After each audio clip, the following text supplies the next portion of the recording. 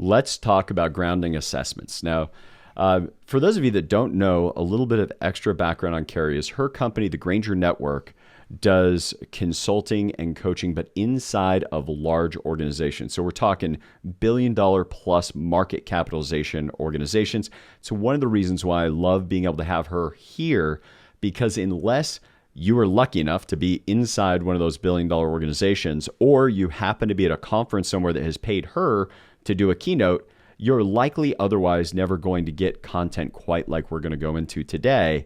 And it's why we wanted to bring Carrie just kind of right here to your earpods, giving you some new ways of thinking about assessments and making well-grounded assessments. So maybe to start with, Carrie, can we kick off with just what is an assessment? Yeah, and why, right? Why would we talk about assessments?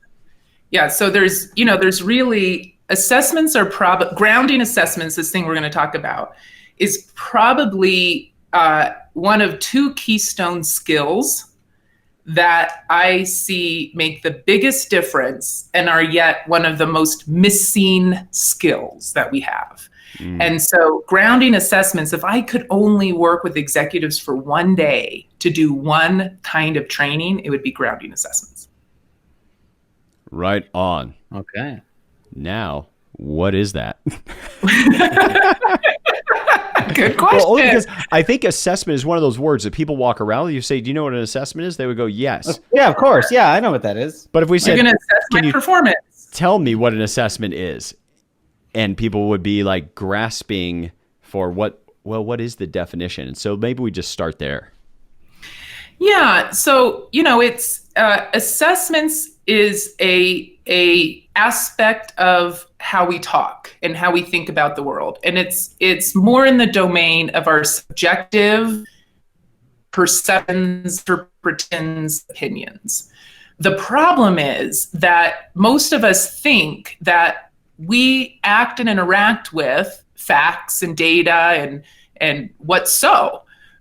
It couldn't be further from the truth. We only ever act and interact with our interpretations or assessments about what's so. Like even the data. Some people say, no, totally data-driven leader. Good. What data do you choose to look at? Completely subjective. Why did you decide to look at these 5 pieces and not those 4 pieces? Right? So what animated that choice was an assessment you have about what's valuable and what's not valuable. So assessments are at the very core of our decisions and our actions, and it's something that we don't see. In fact, we don't even see we're doing it, let alone critique that we're doing it well or not. So glad you had a chance to enjoy that video. I want to make sure that you like the video, subscribe, hit the alerts bell, and by the way, get yourself a copy of Cape Not Required, authored by Corey Shepard. Key advice in this where he says the cape is not required, but Paul Adams had better wear pants whenever he's shooting these videos.